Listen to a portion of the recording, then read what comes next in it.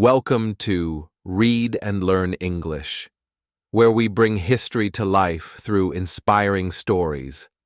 Today we dive into the incredible journey of one of history's greatest leaders, Genghis Khan, the man who built the largest empire the world has ever seen.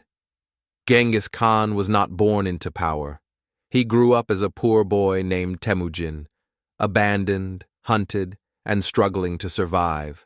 But through sheer determination, intelligence, and strength, he rose to become the undefeated ruler of the Mongol Empire.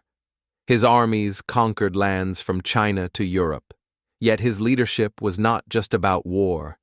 It was about unity, innovation, and vision. How did a boy from the harsh Mongolian steppes rise to power? How did he unite warring tribes and build an empire that changed the course of history? Let's begin the epic tale of Genghis Khan. Episode 1. A Boy Named Temujin. In the year 1162, a boy named Temujin was born in the wild steppes of Mongolia. His father was a respected tribal leader, but life on the Mongolian plains was brutal. The land was filled with rival clans, fighting for survival. At the age of 9, Temujin's life took a tragic turn.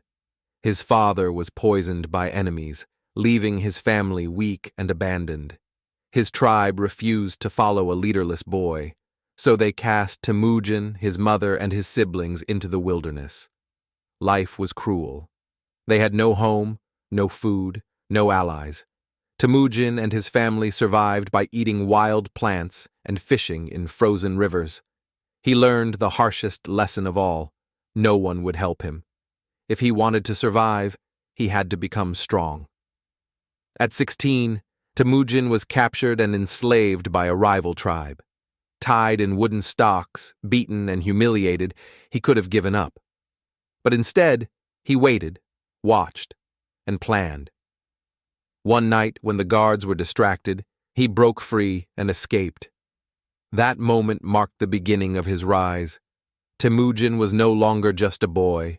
He was a man who would change history. Episode 2. Uniting the Mongol clans. Mongolia was a land of constant war. The Mongol tribes fought each other, stealing, raiding, and betraying. No one trusted anyone. But Temujin was different. He didn't just want to fight, he wanted to unite. He believed that strength comes from loyalty and discipline, not just power. He started gathering followers, not just warriors, but people who believed in his vision. He gave important positions based on talent, not family name. This was unheard of in Mongolian culture. Many tribes saw his rise as a threat and joined forces to crush him. Outnumbered and surrounded, Temujin used his brilliant tactics. Instead of fighting head-on, he used speed, deception, and surprise attacks to weaken his enemies. One by one, his enemies fell, and his army grew stronger. By 1206, after years of war, he had done the impossible. He united the Mongol tribes under one banner. His people gave him a new title, Genghis Khan, universal ruler. The boy who had once been abandoned was now the ruler of a nation. Episode 3. The Conquest of China. Now that Mongolia was united, Genghis Khan set his sights on his greatest challenge, China. China was rich, powerful, and heavily defended. The Jin dynasty, which ruled northern China, saw the Mongols as barbarians, unworthy of respect. But Genghis Khan was about to prove them wrong. His army moved like a storm, riding faster and farther than any army before. The Mongols tricked their enemies, pretending to retreat, only to lead them into deadly traps. When the Mongols besieged cities, they used psychological warfare. They would catapult burning bodies over city walls to spread fear and disease. Many cities surrendered without a fight, terrified of the Mongols' power. By 1215, the Mongols had crushed the Jin dynasty. Northern China belonged to Genghis Khan. But this was only the beginning. His empire was about to expand beyond imagination. Episode 4. The Persian Campaign. The Wrath of Genghis Khan. With China under Mongol control, Genghis Khan set his sights westward. His next challenge? The Khwarezmian Empire, a powerful Persian kingdom ruled by Shah Ala ad-Din Muhammad. At first, Genghis Khan wanted peace. He sent a trade delegation to open diplomatic relations. But the Shah made a fatal mistake. He killed the Mongol envoys. This was an unforgivable insult. Genghis Khan's response was devastating. In 1219, he led his army of 200,000 warriors into Persia. The Mongols moved swiftly and ruthlessly, destroying entire cities. No army could stop them. The Mongols' superior tactics, psychological warfare, and relentless discipline crushed the Persians. The Shah fled in terror, dying in exile, while the Mongols erased his empire from the map. It was a lesson to the world. No one could betray Genghis Khan and survive. Episode 5. The Siege of Baghdad, the Fall of an Empire. After Persia, the Mongols marched towards the Middle East, reaching the great city of Baghdad, the heart of the Islamic world, and one of the richest cities in history. Baghdad was ruled by the Abbasid Caliphate, a once mighty empire now weakened by internal conflicts. The Caliph believed that Baghdad's walls and reputation would protect them, but nothing could stop the Mongols. In 1258, Genghis Khan's successors, under Hulagu Khan, surrounded the city. They used catapults, fire arrows, and siege towers, bombarding Baghdad for days. When the Mongols finally broke through, they burned libraries, destroyed palaces, and slaughtered thousands. The golden age of Baghdad was over. The Mongols had erased another empire, proving that no civilization was too great to fall. Episode 6. The Battle of the Kalka River, conquering Europe's doorstep. With victories in China, Persia, and the Middle East, Genghis Khan's empire now stretched across Asia. But there was one more frontier to explore: Europe. In 1223, the Mongols clashed with the Russians at the Kalka River. The Russian princes, overconfident in their numbers, launched an attack, thinking they could crush the Mongols easily. But the Mongols had perfected the art of deception. They pretended to retreat, drawing the Russians deep into enemy territory. Then, in a sudden ambush, the Mongols surrounded and annihilated them. The battle sent shockwaves across Europe. Kings and emperors now feared the Mongols, knowing they could strike at any time. But before Genghis Khan could invade Europe, fate had other plans. Episode 7.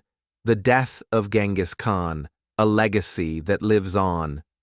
In 1227, while leading another campaign in China, Genghis Khan fell from his horse and suffered serious injuries. Though he continued to fight, his body weakened. That same year, at the age of 65, Genghis Khan died. His men buried him in a secret grave, and to this day, no one knows where he was laid to rest. But Genghis Khan's death did not end his empire. His sons and grandsons carried on his legacy, expanding the Mongol Empire even further, ruling over China, Russia, Persia, and parts of Europe. Genghis Khan was more than just a conqueror. He was a leader, strategist, and visionary who changed history forever. Episode 8. The Expansion under Ogedei, the Mongols reach Europe. After Genghis Khan's death, his son Ogedei Khan took the throne and continued his father's mission. Under his rule, the Mongol Empire expanded further than ever before. By 1236, Ogedei sent his best general, Batu Khan, to invade Russia and Eastern Europe. The Mongols crushed the Kievan Rus, destroying major cities like Kiev and Moscow. But they didn't stop there. In 1241, the Mongols stormed into Hungary and Poland, winning the Battle of Legnica and the Battle of Mohi. The European knights, despite their heavy armor, were no match for the speed and tactics of the Mongols. It seemed that nothing could stop the Mongols from conquering all of Europe. But then, something unexpected happened. Ogedei Khan died. Mongol tradition required all leaders to return home to choose a new Khan. So, Batu Khan abandoned his European campaign. Europe was saved, not by strength, but by fate. Episode 9. Kublai Khan, the Mongol Emperor of China. After Ogedei, the Mongol Empire was divided, but one grandson of Genghis Khan would rise above the rest, Kublai Khan. Unlike previous Mongol rulers, Kublai was fascinated by Chinese culture. He wanted more than just conquest. He wanted to rule as a great emperor. In 1271, he established the Yuan dynasty and became the first non-Chinese ruler of China. He moved the capital to Beijing and ruled with a mix of Mongol traditions and Chinese governance. Under Kublai, China thrived. He encouraged trade, art, and learning, inviting travelers like Marco Polo to visit his court. However, despite his success, some Mongols saw him as too Chinese. The empire was no longer united, and cracks began to form in the once mighty Mongol rule. Episode 10. The Failed Invasions of Japan. When the Mongols met their match. Kublai Khan was powerful, but he wanted more. His next target? Japan. In 1274, he launched his first invasion with 900 ships and 40,000 warriors. The Japanese samurai fought bravely, but they were outnumbered. Just when it seemed the Mongols would win, a massive storm struck, sinking many Mongol ships. The survivors fled back to China. Kublai Khan was furious. In 1281, he tried again, this time with 140,000 soldiers. It was one of the largest naval invasions in history. But once again, nature intervened. A powerful typhoon, later called the Divine Wind, kamikaze, destroyed Kublai's fleet. The Mongols had conquered half the world, but they could not defeat the forces of nature. Episode 11. The Fall of the Mongol Empire. The End of an Era. For over a century, the Mongol Empire had been the most powerful force on earth, but no empire lasts forever. By the 1300s, the Mongol Empire began to fracture. Different regions, China, Persia, and Russia, were ruled by separate Mongol leaders, each fighting for power. In 1368, the Chinese people rose against Mongol rule, defeating the Yuan dynasty and forcing the Mongols back to Mongolia. In Persia and Russia, local leaders rebelled and pushed the Mongols out. By the 15th century, the once great Mongol Empire had disappeared. But Genghis Khan's legacy lived on. His strategies influenced military tactics for centuries. His empire had connected Europe and Asia, boosting trade, culture, and ideas. The Mongols may have vanished, but their impact on history can never be erased. Episode 12. The Mongol Legacy. How Genghis Khan changed the world. Even though the Mongol Empire collapsed, its impact on the world remained. Genghis Khan and his descendants changed history in ways that still affect us today. 1. Trade and the Silk Road. Before the Mongols, trade between Asia and Europe was dangerous and slow. Genghis Khan united lands from China to the Middle East, making trade faster and safer. The Mongols protected merchants, encouraged business, and expanded the Silk Road, allowing goods, ideas, and culture to spread across continents. 2. Religious tolerance. While many conquerors forced their religion on others, Genghis Khan allowed people to practice any faith. His empire included Muslims, Buddhists, Christians, and Hindus, all coexisting under Mongol rule. 3. Innovations in warfare. Genghis Khan's military strategies, like fast-moving cavalry, psychological warfare, and spy networks, influenced armies for centuries. Even today, military leaders study Mongol tactics. 4. Communication and administration. The Mongols created one of the first international postal systems. Messages could travel across Asia in days instead of months, connecting people like never before. 5. Genetics and descendants. Genghis Khan's empire was vast, and so was his family. Studies show that millions of people today share his DNA, making him one of the most influential ancestors in history. Episode 13. Genghis Khan's Final Days, the Death of a Conqueror. Despite his unmatched success, Genghis Khan was still a man, and like all men, he would eventually face his final battle, time itself. In 1227, Genghis Khan was still leading military campaigns. He was in the middle of conquering the Western Jia dynasty in China when something unexpected happened. He fell from his horse during battle. Some say he was injured, others say he was poisoned. Still, even in pain, he refused to stop. He led his army to victory, destroying the Western Xia. But soon after, he took his last breath. His death was kept secret to prevent enemies from taking advantage. His body was taken to an unknown location. Even today, no one knows where he is buried. But even in death, Genghis Khan lived on through his empire. His sons and grandsons ruled for generations, and his legacy still shapes the world today. Genghis Khan started as a boy abandoned in the wild, hunted by his enemies. But through strength, intelligence, and determination, he became one of the greatest leaders in history.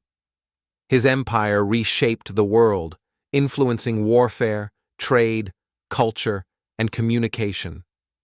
Even though the Mongol Empire eventually collapsed, its impact never faded. What can we learn from Genghis Khan? Vision matters. He dreamed of uniting the Mongols and never gave up. Adapt and conquer. He learned from enemies and used their strengths. Resilience is key. He faced betrayal, defeat, and hardship, but always rose again. Today, his name is still remembered, proving that true greatness isn't just about power, it's about changing the world. Thank you for watching. If you enjoyed this inspiring story, don't forget to like, share, and subscribe to Read and Learn English for more powerful historical stories. See you in the next adventure.